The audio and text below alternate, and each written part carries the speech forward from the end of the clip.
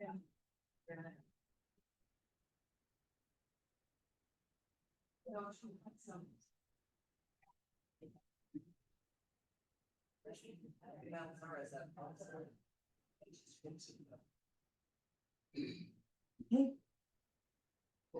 pledge allegiance to the flag of the United States of America and to the republic which it stands, one nation, under God, indivisible, with liberty and justice for all. Before we test, of all the things we think, say, or do, is it the truth? Is it fair to all concerned? Will it build goodwill and better friendships? Will it be beneficial to all concerned?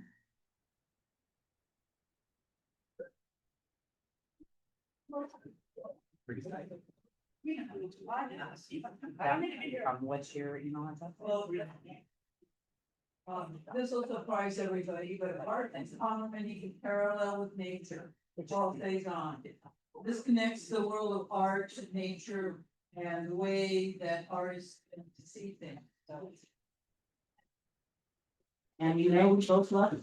We have both at this point in time. Okay, so we have cards in the back. I'm gonna ask right now if Lisa has any more cards that need to be sold. She's getting people checked in. Okay, so we have more cards, so you need to see Lisa if you want to buy cards. That's important, and I do know that you have some visiting Rotarians. So I would like to introduce some visiting Rotarians. We have John Schiavone visiting. And James Ramirez, and he's also from the Friday Club. So welcome those. I'm sure they're getting ready to jump on over after getting over that today. So that's good to see. Any other guests that we have? All right, Sally. So this is Jason Carmen. He is, oh, sorry, I forget. We've got an extra one too. Sorry about that, Jason Carmen. And he is my wild partner, not domestic, he's my wild partner. Well, welcome. And we also have, I'll let. My wife Allison is here. The better of the two. All right, great. How could I forget? I'm happy to introduce my guest, maybe known to some of you because she's been in the community for a long time, that this is Bucky Denham. And now the connection comes together because I know her husband Chip, correct? Yes. Yes, we have met before, but as you know, I have met millions of people before in the last few years, so names don't always fit it. So, okay, announcements. If you have an announcement, please come up here for the announcement. I'm gonna start off saying we are just rocking it for the Food for Kids. We had 113 pounds before last week. We had added 125 pounds last week. So we have a total of 238 pounds, and that is before this week. So once again, as a Rotary, what we're trying to do is, we understand they have the Green Bag program, and if they're doing it, that's great. But right now, they're kind of in a crisis with kids. And so they kind of asked if we could bring in some kids stuff. And so we're bringing in kids stuff, if we can, to help feed and get the kids, get a backlog of food for kids during the school year. So we're just saying, pick something up.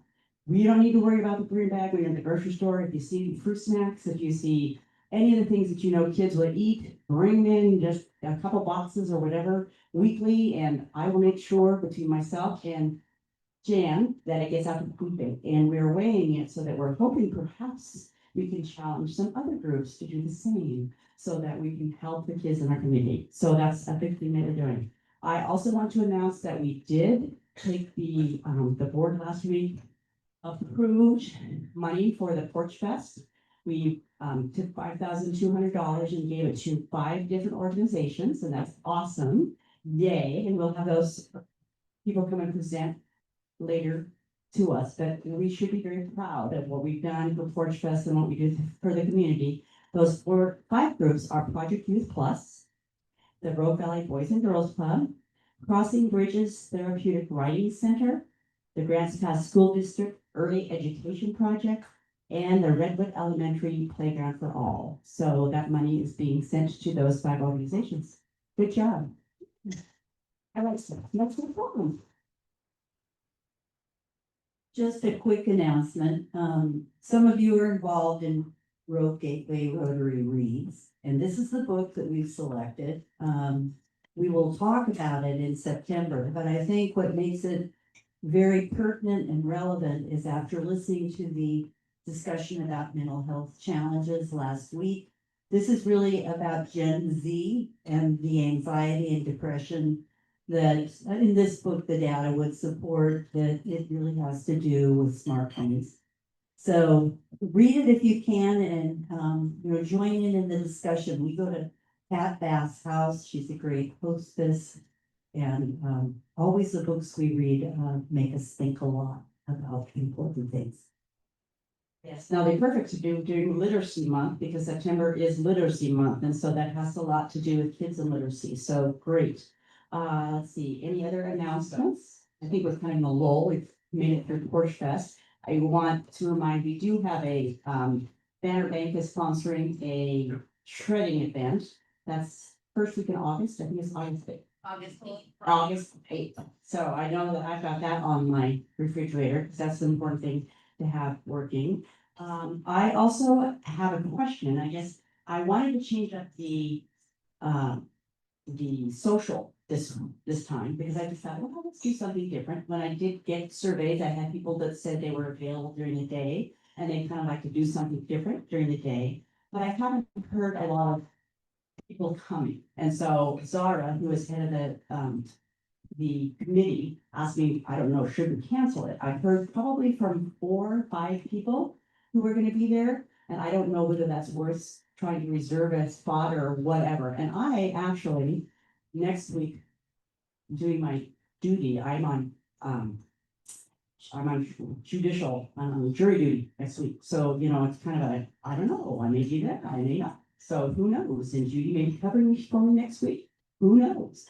But if anybody is truly interested today in doing a social on next Thursday morning, because we made it Thursday, because it's usually on Thursday, at 9:30 at Taplock, and just getting out on the deck and having some coffee. I know, I want to say, there's somebody online who's often online who was going to be it. I think it was John. Anyway, so let me know, and if I get feedback that says, yes, we want to do it, we'll do it. If not, we'll go ahead and cancel it. So just heads up, let me know, or let Zara know today by the end of the day.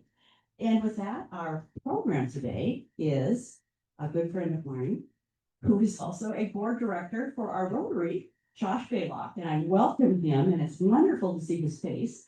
Yay, because he joined, and he is a kind of a mover and a doer. I got to know Josh when I was city council, and many times we passing in the night to committees and sort of things. Was a great fundraiser and helped me a lot when I was out trying to raise money for police and fire and some of the different things that I did. On council, not always successful, but he was always there behind my back, and I appreciate that. He's a person who I admire because one of the things that got me on city council in the very beginning was my passion for self-government and for what we have in America. We are blessed with a republic. And a lot of people don't necessarily know what a republic is as opposed to a democracy, but it is truly a gift, what we were given back in the 1770s. And if you haven't read this book, I got this book from Darren Fowler when I first served on the council. And I read it then, and then today I was kind of going back and thinking about the presentation today and why, to me, it's such an important thing for us all to be aware of what's going on and to be educated, was this book by Eric Metaxas. It's called If You Can Keep It. And if you know anything about Ben Franklin was in his 80s at the time that they put together. He was the oldest statesman there putting together our government. And when he walked out, he talked to a woman and she said, do we have a democracy or do we have a republic? And she said, you have a republic if you can keep it.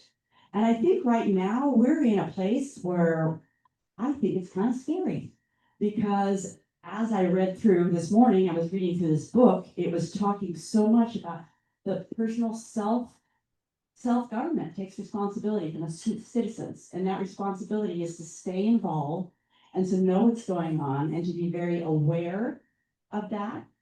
So I thought, that's why I thought it was so important for Josh. He just came back from the state legislature. He works for All Care and he works, I don't know his official title. He can tell us his official title, but he does a lot of lobbying up in Salem. So he has been up in Salem, and that's why I've often forgiven him for not being here, because I know what he's doing up there is very, very important. So he kind of comes with that living it, breathing it, being involved in it, atmosphere. So I just thought this would be a good time for him to let us know what happened in Salem this last session, what's going on, and how we can be involved and keep educated in the future.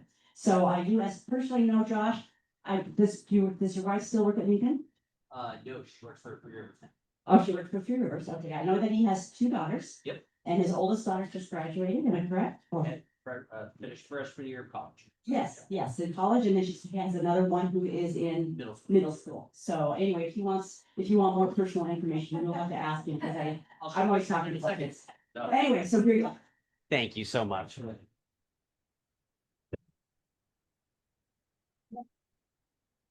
Okay, I guess I'm gonna, I'll.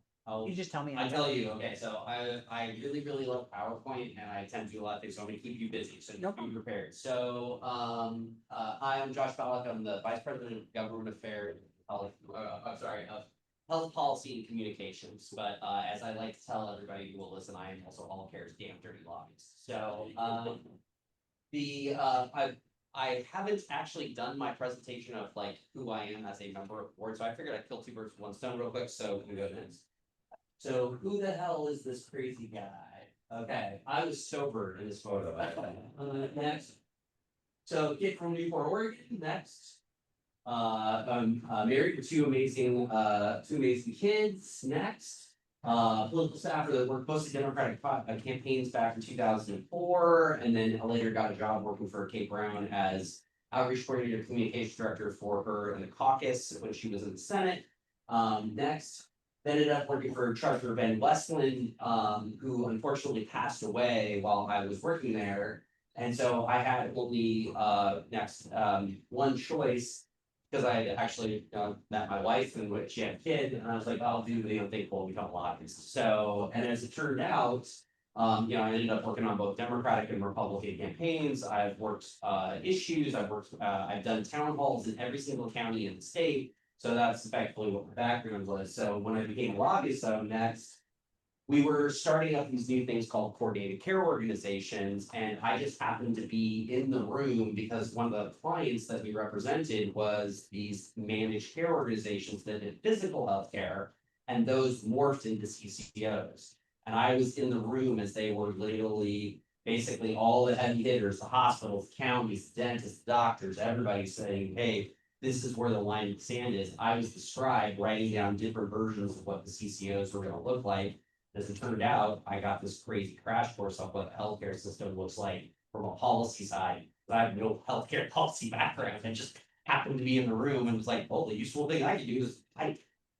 So, as it kind of went along, it became one of the experts around these things, and then All Care recruited me to come down, and I was like, hey, I was really enamored with Grants Pass. I saw this great community that was really changing, and I saw All Care. I helped other CCOs get started across the state. And they really believed in the mission and were doing really positive, progressive things where I was like, hey, I want to be a part of that. That would be fun. So I came down and came to work for All Care, and I've been doing it now for 10 years. Next.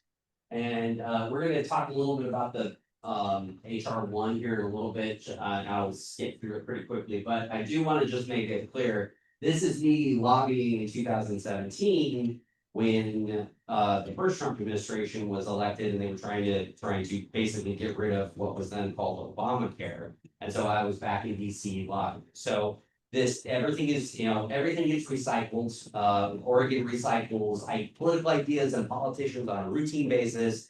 And they do that in DC too, so new things, same stuff, different day, so, next. So I did want to talk a little bit about the legislative session that just ended. So sine die, you'll hear that term around, means without day, which effectively means that there is no more days left in session, so that's just a little piece of history. Next. I think if this session was going to be remembered as anything, it would be that nothing happened. Like legitimately, it was not, there were not a lot of big things that happened, weren't a lot of monumental things. Next slide. There's really two ways of looking at why that happened. Next, the cynical way really is to say that the super minority Republicans did a masterful job of taking advantage of rookie Democrats to basically go through and say, hey, we're gonna gum up the system in a myriad of different places and make it impossible for you to be able to pass any bills. So you could interpret it that way, and that's one way to look at it. Next slide. But the optimistic view, and the view that I've actually taken, is this is actually bipartisanship at it working in action. That what I saw throughout the log session were a lot of half-baked ideas that weren't fully baked, and it was moderates on both sides of the party stepping in saying, hey, this isn't ready for prime time, we need to work together before we go and proceed forward. Also, I think there's a growing distrust, and rightfully so, in my humble opinion, around just passing a policy and then saying, hey, bureaucracy or agencies, you go figure out the details. Because when that has been happening, the details don't get figured out and bad things overall to that. So I think what you might be seeing is more of a return to the old way of doing Oregon politics, where things are gonna go slower, but I think as a result, you're gonna have more thought out policies with more sideboards on them, which actually, long term, in my opinion, will be a much more effective and build more trust with the public that when we do things, they actually are functional. So that's kind of my concept. Awesome. Not sure what happened there. Okay, by the way, if anybody's got a question, want to interrupt me, you think I'm a jerk, you wanna throw a fork at me, I'm totally up. So, just kind of other big things, so, I can talk about healthcare all the time, which we're gonna do about here in just a bit, but, do wanna talk a little bit about the initiatives that were out there, so there was the end of the wildfire map, they did repeal that. We'll see what, I think there was lasting impact that actually came just because the insurance companies now have the ability to leverage it and say, well, we don't care if they repealed it. You were in the bad spot, we're gonna jack the rates up, but whatever, at least it's on. Housing policy changes, they weren't really the large scale stuff, to give you an idea of kind of where it was, Cotec, I believe, had asked for $800 million in funds to be able to do expansion for housing, she only got about half of that, so. Not quite the monumental shift, there weren't a lot of reductions in kind of land use in order to speed up stuff, so it stalled, there's still investment there, but it's not as ubiquitous as I would hope personally. Unemployment benefits extended for striking workers, that's an example of the bill that passed, but it was substantially pared down by moderate Democrats basically stepping in saying, nope, we're not doing that. Closure of corporate practice medicine loopholes, which I won't talk about, but that was fun. New accountability system for the Oregon schools, raised the legal marriage age, I had no idea it was 17, but apparently it was, so now it's 18, and then they did, for people who like baseball like me, yeah, they set aside basically $800 million on the state credit card, that if a Major League Baseball team were to come in, Oregon would pump up some money to be able to build the stadium, probably in the southern part of the Portland metro area, so we're looking at this time, so. Notable other ones, and ending of daylight saving times died. It breaks my heart. I want to kill that at all expenses, but no, we can't do it. There was a journalism one. This was an interesting bill. So effectively, these large collection, information collection things like Google and Amazon and other folks are going in and sweeping data and using basically the previews of protected things behind a paywall for like the Oregonian or the Daily Courier or other places. And then basically taking that headline of the news story and extrapolating from that to be able to actually replicate what the news story would be. So effectively, they're pulling IP, protected information off of their websites and then actually selling it, giving it out for free so people can do it. So there was a bill to try to say, hey, big Apple and all those guys, you're gonna pay a tax that will go to newspaper associations to pay for this if you continue to do this sweeping of stuff. And unfortunately, that bill died and kind of hopeful that it'll come back. We also have the cell phone ban while driving. I'm sorry, not while driving. It was in school. That was a misprint. But Governor Kotek actually signed a initiative to be able to just do it without a legislative mandate. And then the transportation package side. But next, we have a special session coming on August 28th, I believe is what they're talking about. And so this will be specifically designed to do the buyback, the cuts that were in the Medicaid, in the transportation budget for folks like the Canyonville team that's always doing the plowing and stuff like that. So and it'll be specifically for that. There'll be some extra money that's probably put on for some other things, but I think even the package that Governor Kotek put out, I think that'll get pared down pretty substantially. So I expect it to be a 1-day session where they basically have the bill all set, ready to go, all paperwork done, and then literally everybody just shows up and says, yeah, you're in. So that's kind of the legislative session. Anybody questions there? Okay. Quiet. Good or bad? So I did want to talk a little bit about the other big news topic that I've at least been following, and that is HR 1. And no, I'm not calling it the big beautiful bill. And there's a real big important reason why I am not. And it is because this is a budget writing process, and it's important to understand that this was a budget writing bill they were trying to shove policy into. And that is just functionally a bad way to do government. It is a bad way to do policy, and it's a bad way to get folks. And so you'll kind of see as I kind of pop through the Medicaid side of stuff, where it's just kind of a disjointed mess and why it's not a good idea to do about that. So that's the reason we should care about it is basically for the Medicaid program, 73 cents on the dollar. But basically 3 out of every $4 is from the federal government, or in only case 1 out of every $4. Next. So I think that's there's a reason that I might be a little less freaked out about this than others, and I think it might be because I have a very active imagination and I could actually see what potentially could come, because back in 17, I could see what they were doing then. So this is my Kit Kat scale proposed Medicaid cuts. We've got board enrollment checks, work requirements, full harmless arrangements. I won't get into that next.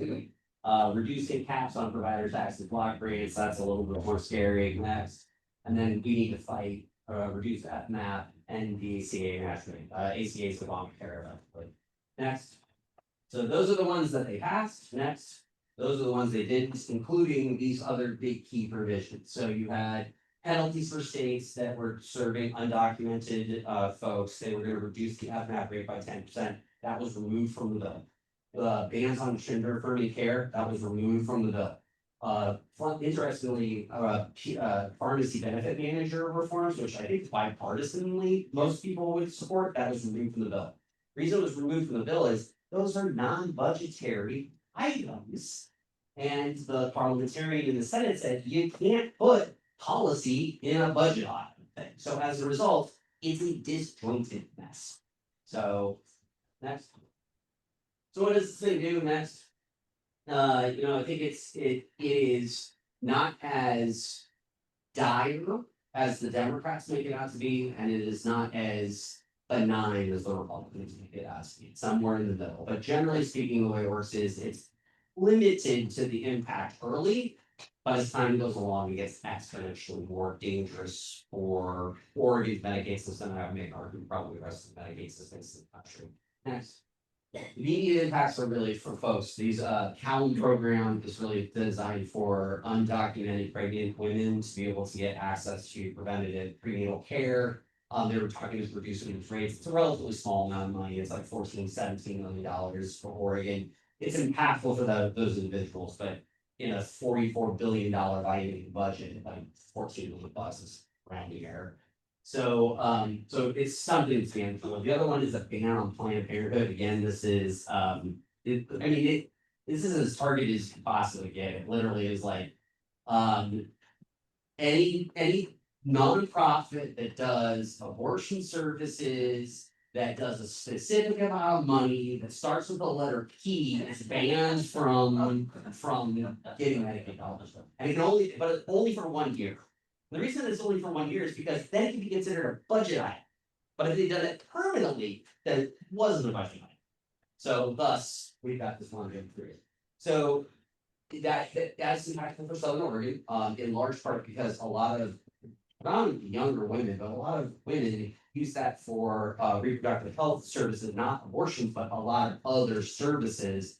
And so we want to make sure that we aren't creating continuity of care issues for those folks that they are getting access. So Washington State's taking a direction of just saying, screw it, we'll pay the bill, call it good, just go see them. Oregon hasn't gone down that way yet. We might, there's reasons not to do it. It's complicated, but we'll see. But I can assure you, we are working diligently to ensure that we're not creating continuity of care issues, especially with such a vulnerable population. Or both vulnerable populations. Now, this is where things start to get existential and a little more scary. So the bottom one is the work requirements. So this basically says, if you're on Medicaid and you're a able-bodied person, there's a ton of like other stuff. You have to either volunteer your time or try to work 80 hours a week.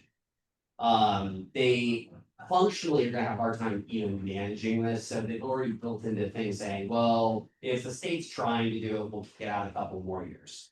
So I think they've already kind of are signaling they're gonna cry out on this one eventually. The bigger one is increasing eligibility checks. So in Oregon right now, because of a waiver we've got, if you're on Medicaid, you basically can stay on Medicaid for 2 years before you have to like resubmit all your paperwork and everything. Starting in December 2026, you have to do it every 6 months. And I don't know about you all, but I have to do it once a year and I hate it with a passion. And all characters is super easy. And I'm just like, go away. So I totally like it is going to be an issue. Now the good news here is it's not going to impact the whole population. It's only that part of people who are between 100% of Medicaid and 138% of the poverty line, excuse me. And so, to give you an idea, if we go to the next slide. Next. This is actually All Care's total enrollment. So we have 67,000 people that are on the plan. There'll only 13,000 people will be in that. So the good news, good news, bad news. Good news is they're relatively small. Maybe we work with folks like the Rotary, folks like the library, folks like our federally qualified health centers. All care can come in with gap lists and be able to work with our providers to say, hey, we think you might be having an expiration. Can you make sure you get your paperwork in, make it as simple as possible? We have community sisters that are out there. We can do this. I believe we can find a way around this. My big fear is, can the state's IT system handle it? Because it was broken when they turned it on in 2009. And let me tell you, 15 years in IT world is, that thing is a dinosaur already. And so if it's already broken, I'm worried we're gonna have enrollment issues just on its technical side. So I'm hopeful and I'm really pushing the state legislature to say, invest in trying to get that IT system taken care of now, because it'll take 2 years to get it fixed before we have to turn this thing on. So next, and then there's the existential threat. This is if this goes through, this is scary. So Oregon uses a provider tax, and about 20% of Medicaid is funded through a provider tax. And the provider tax is effectively a magic money printing machine where we go through, and so we have two. We have one on premiums for commercial insurance and for what we pay CCOs, and another for the hospitals. And what we do is we tax the CCOs 2%, and all those other folks 2%. every dollar that comes in, $1 then becomes $3. So you triple your money because that's the federal match that comes in, and then we reinvest that back into the Medicaid system. So it's only 2% for the premiums, it's at 6% for the hospitals, and that is the big printing one. So if we lose 2.5% off of that provider tax, you're talking about a $2 billion a year hit in the Medicaid budget. That's not, we can't fix that. That is your cutting provider rates, you're kicking people off, you're cutting benefits, like that is a problem. The good news here is, I don't think this will ever fully get implemented, because the rest of the country uses this provider tax, predominantly the hospital provider tax, to keep their small rural hospitals open, and I think you're already hearing from southern states, Alaska, saying, we gotta do this, we can't do this. So I have a sneaking suspicion this will go away, but, not, so. Next, so I think, the other piece to keep in mind is political landscape's likely gonna change, right? So generally speaking, the party of the president does very badly after the president gets elected. In the midterms, the Republicans barely have a majority in the House. I can absolutely see that flipping to the Democrats. That's gonna create a different type of dynamic. We're gonna have a new president in 2028, or if we got elected in 2028. A lot of this stuff goes into full effect in there, so you're gonna see, I don't think this is the final product, I think you're gonna see changes. Next. But these are, these pose real long-term threats. I think, we have a duty to prepare as best as we can to be able to make sure that we are helping folks. I think that redetermination piece is gonna be the biggest one, where communities are gonna step up. But also lobbying Congress and, and anybody else who listen. Hey, like that provider tax thing or these other things, that's what we're about, so. But yeah, next, there's also, it's important to know, I'm very healthcare focused, next. There's a lot of other things that bill did, so I'm not gonna read all that, because I totally stole that off of Google. But I think, you kind of see, there are a lot of these different kind of pieces that are all inside of there, and I will say the tax provisions that are up here. The whole point of this was they were trying to make Trump tax cuts permanent. They had to backdoor into a number. So a large part of this, again, I'll go back to what I started with, is that you don't want to do policy work in a budget bill, because you end up having to do a bunch of policy. Rigmarole in order to get to a number to get a budget, and that's not good. And so, and I would say that if a Democrat was in charge or a Republican was in charge or the Oregon legislature, it's just not good public policy. It doesn't result in things that are well thought out and put together. So as a result, a little bit of a sneak preview. I was in a meeting the other day with Cliff Benz, and he said, yeah, we think we're gonna have to come back and do another budget reconciliation at the end of this year, and probably again at the beginning of 2026. And I was like, so you tell me I have to care about the federal government for another freaking year? I have no interest in this whatsoever. So y'all, if you're interested in this, you get to care about the federal government for another year or so. So with that, next. There we go. These are the Halloween costumes that I did the last few years. Cause I really love Halloween, so there you go. So, questions, concerns, comments? Yes. Oh, sorry. Sorry. Is that Ted Lasso in the middle? Yes, it is. That'll make sure he has who's saran wrap up there? That's Dexter. Oh, that was my Dexter. No, that was Phil. He's my dummy.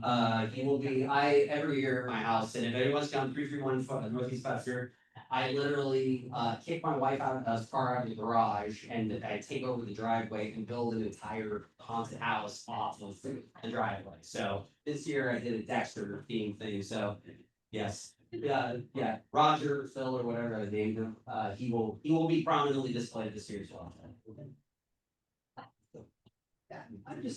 I'm intrigued by this, so, okay, you mentioned that Medicaid people will have to register every 6 months. And then you also have Dodge cutting millions of employees from the federal government.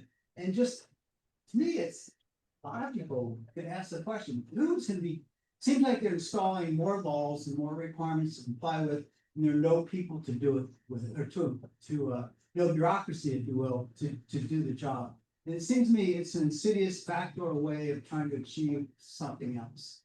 It may sound a little paranoid, but I just don't know how you reconcile more law, less people to implement it. In Oregon, so when I was young pub staff at lobbyists, right? I came in, we were trying to turn on the CCOs.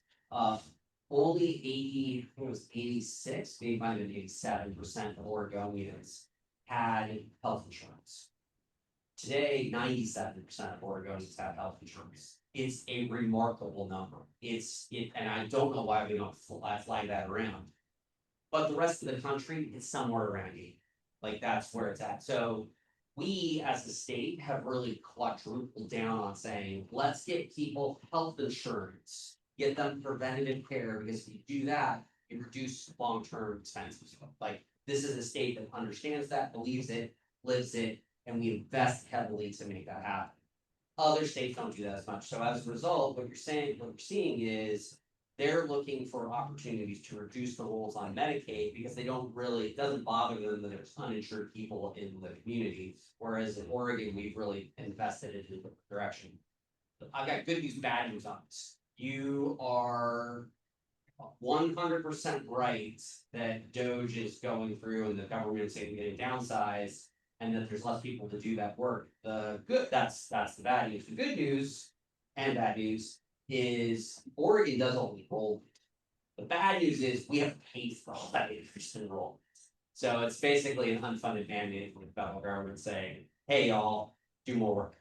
Have a nice day. So I had a couple of questions. Okay. Is there ever any conversation about insurance reform? Because that seems like the biggest problem with who's being insured, who's not being insured. Insurance companies aren't having any talk about cutting people in their industry. They're continuing to make. I mean, I think as someone who's, kind of looking at your global kind of setup, I actually think the largest place where you're seeing cost increases that are driving up increases, it's not necessarily in your premiums, and you can get into, there's commercial insurance, there's different kinds of commercial insurance, there's Medicaid, there's Medicare, there's all these things. The existential threat that's driving prices up though for you and I and most of these other folks are two main things. One, pharmaceutical industry, and two, the increased cost of workforce. I'm gonna project, but I think it's pretty accurate. What happened was when COVID hit, a lot of people became travelers. A lot of nurses and folks started to bounce around. And when you become a traveler, you can make twice as much, 3 times as much. And so folks started to figure out, look, I can make, instead of $100,000 a year as a nurse, I can make $300,000 a year as a nurse. People need these folks to come home. Well, they're like, yeah, sure, I'll come home, but I want to be paid $250,000 a year. And so as a result, you're seeing increases in those exponentially. So that's driving a lot of that insurance premium is that. And don't get wrong on pharmaceutical, like I have heard a story about a $3.2 million drug that literally allows somebody to sit up an extra 2 seconds faster. And then they were prescribing it out all throughout Oregon, and then they had to pull it off because they fast tracked it. It was actually killing people. So that's the type of drug issue that we're talking about. It's insane. I think this gentleman has had his hand up. Oh, sorry. What do you think the potential of getting the transportation bill to go through? Because that's pretty concerning. The one that you said were. Tear down one, I would say 100%. Okay, good. The super large one that they were kind of running through there, I would say 0%.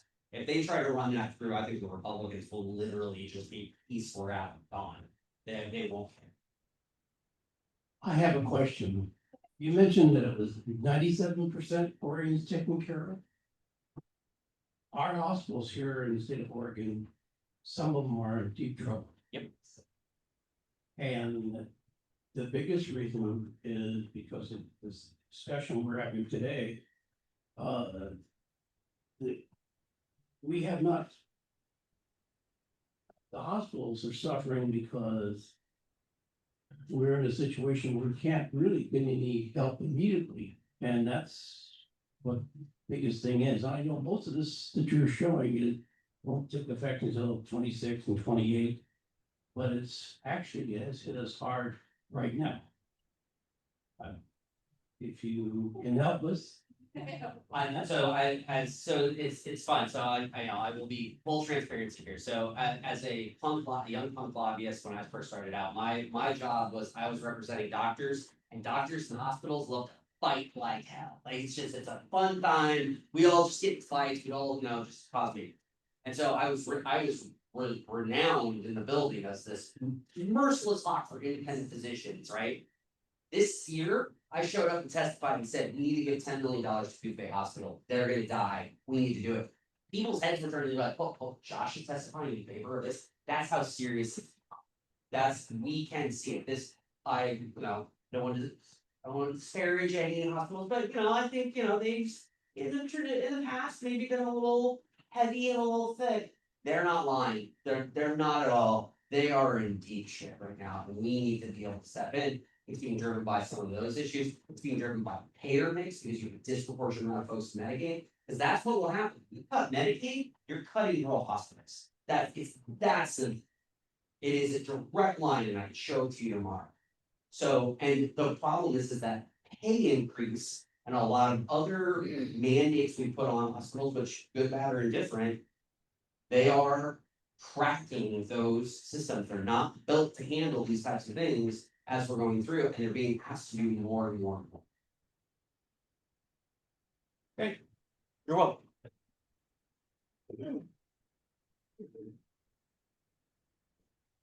I just kind of wanted to ask, and the same thing that I'm seeing is legal issues. I mean, you look at the suits and the lawsuits and the cost of legal insurance companies. It seems to me that is a big part of our problem.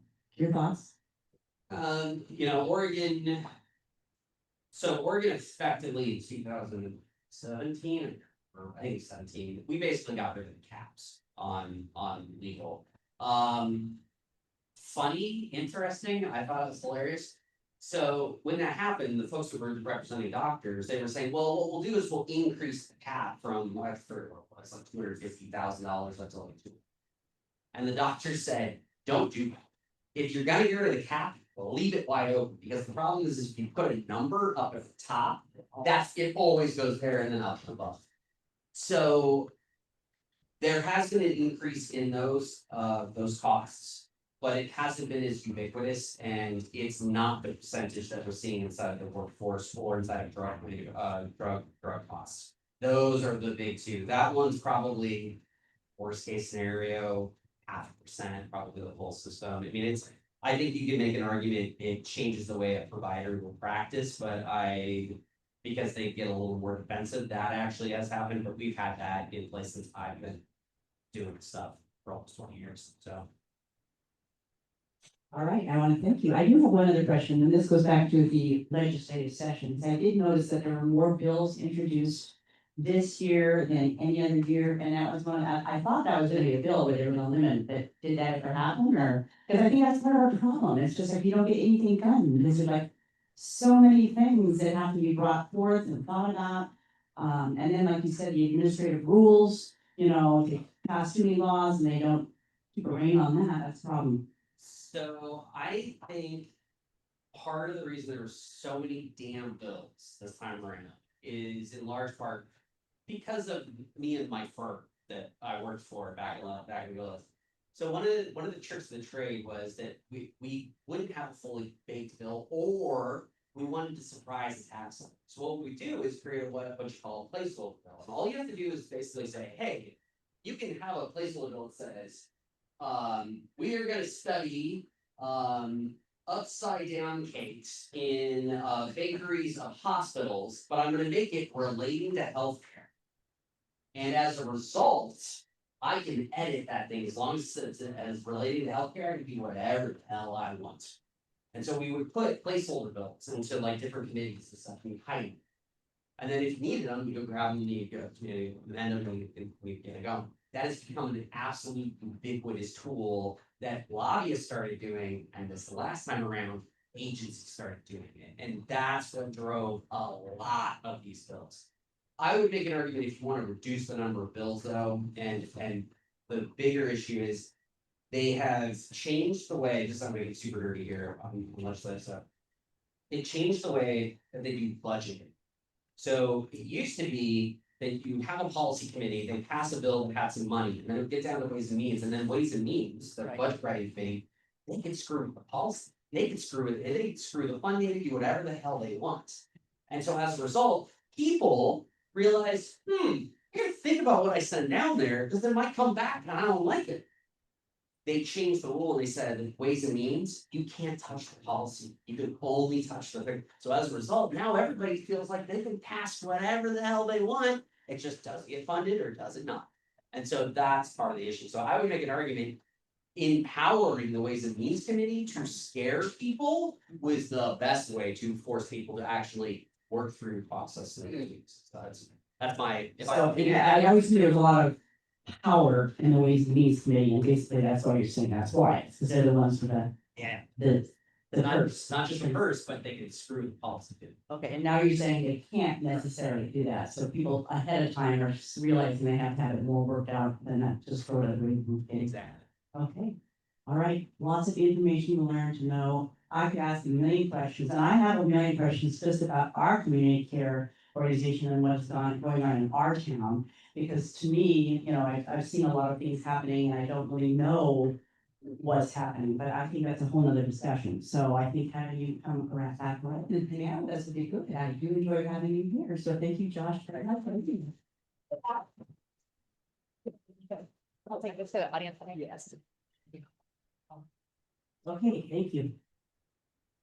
Once again, it comes down to being involved, knowing what's going on, and being educated, and that's, as an educator, I've always felt it all comes down to education and understanding. So, thank you, Josh, for that, and I will invite you back for more local information.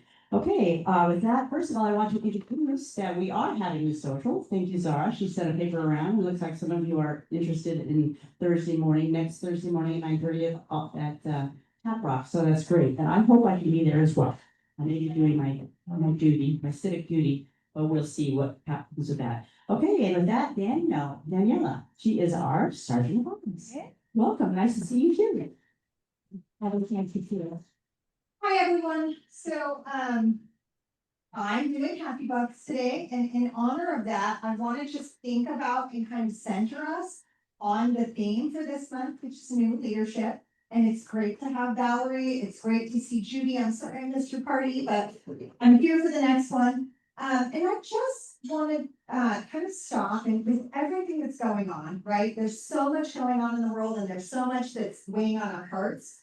I also firmly believe that there's a lot of power in positivity and gratitude, incredible power and gratitude. So I'd like to take today to just ask us for Happy Bucks to center ourselves on something that's happening either in our local community, in our families, wherever it may be. I'd love for you guys to share out where leadership is really happening at any level, right? It doesn't need to be somebody at a certain level to like honor the great things that are happening, but I'm just going to challenge you all today, and to do Happy Bucks, to share out something that's happening in the community or in your family or otherwise where you're seeing leadership thrive. And I'll start. I have a 17-year-old. I have many kids, but I have a 17-year-old. She's the last of my girls at home. And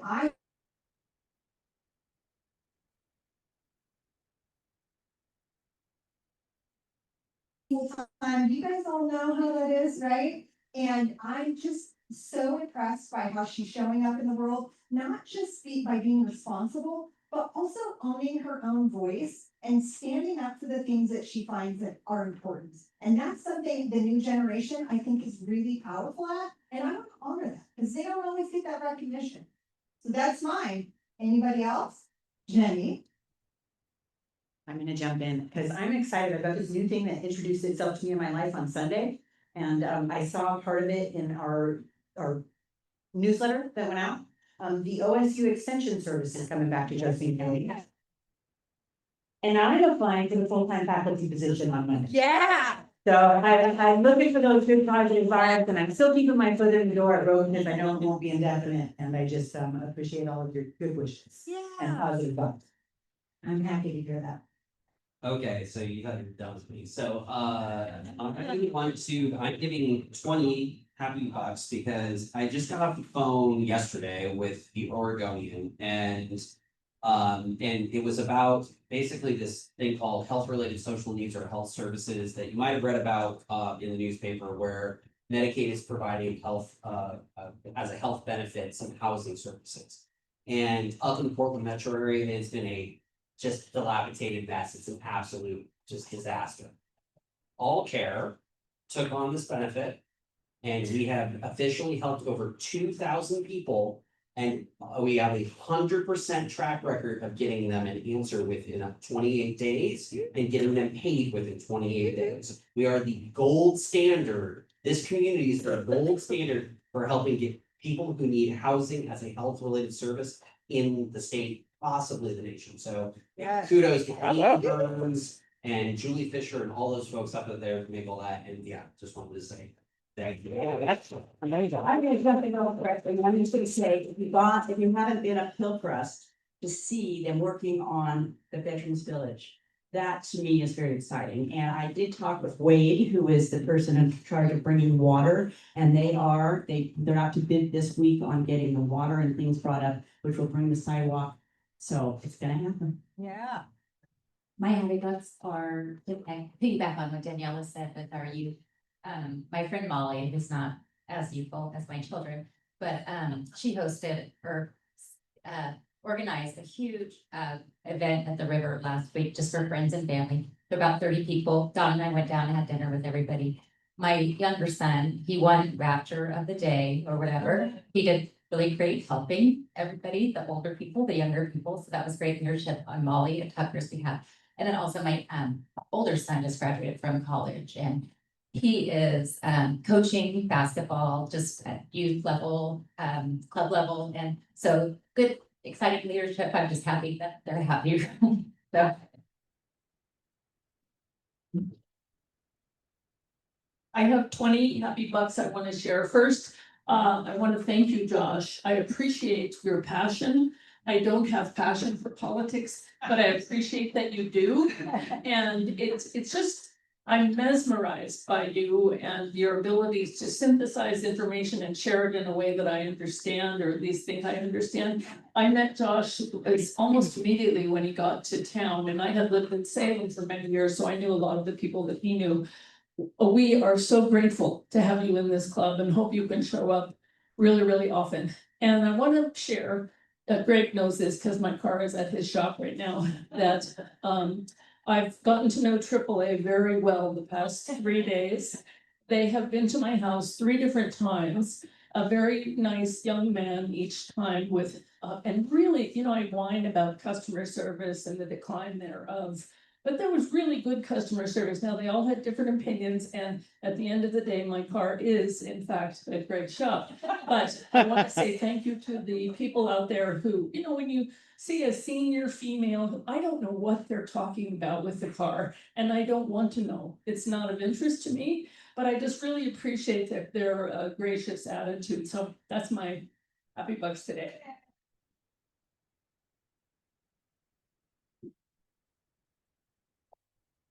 Well, I have some happy bucks for my son who saved me from going and working on a well, and not being here. He calls up and goes, Mom, 220 does not have any water. And I'm, oh, no. Well, I'll get Malcolm, throw him in the car, and we'll go over and deal with that. Malcolm goes, well, wait, maybe Wade can deal with it. So Wade says, yes, I can leave work and go do this. So he went over there and I don't know, Casper, no, some C word thing that goes in the well. And he takes it down, takes it off, goes to Grover's, gets it fixed for $12.15. Yes, better than 2,000, and goes back and puts it together and they have water. Yay.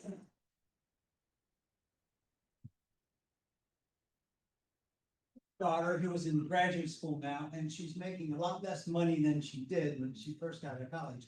Anyway, the other day, she said, Mom and Dad, I'm donating $500 to PBS, and I challenge you to do the same.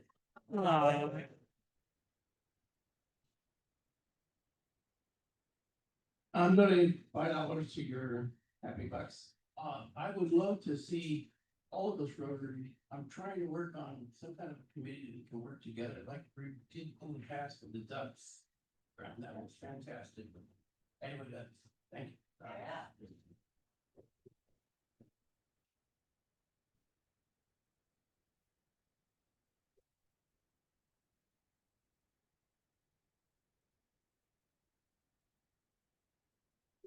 I have 5 happy bucks from the talk today. I learned so much. I'm not very good at local politics, but it's very, very informative. And thank you very much, Josh, for providing that talk today.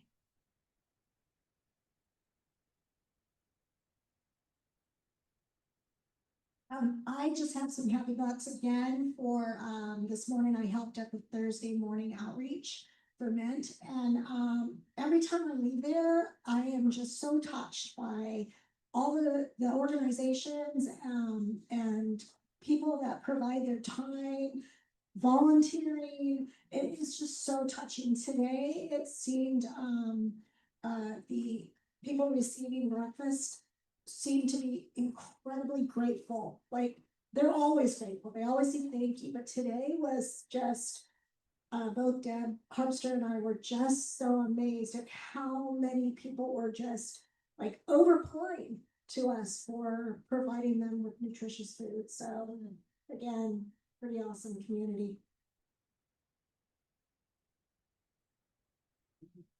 Since we're talking about youth, and I'll give a little braggy buck about my great nephew. He lives in Eugene. He's going to be a senior in high school. He is currently back in Georgia at the Junior Olympics Championships and was supposed to run today, but they top it off because it gets so hot in the afternoon. So they moved him till Saturday. So we'll find out if he becomes the Junior Olympic champion. Hi, girls. Okay. That it? Wonderful. Everybody, how do you feel? The question is, how do you feel? We feel better when we talk about the good things, right? Yes. Just encourage you all to take that with you as you go. I love this Rotary because I know you're all gonna do that anyway, but just a gentle reminder. Okay, so it's time for the cards drawing. And sir, you are our lucky person. So can you please draw a card? Any card. Go ahead and read it out to people. 3 of diamonds. 3 of diamonds. Who's got it?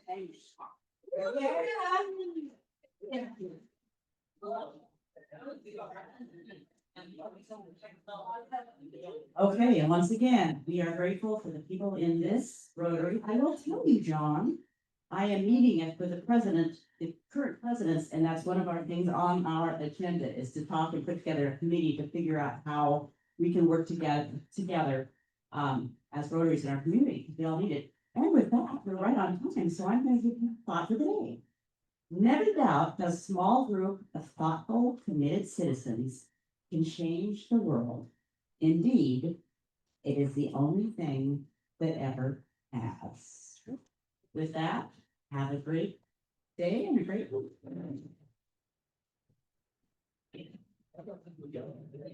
Thank you,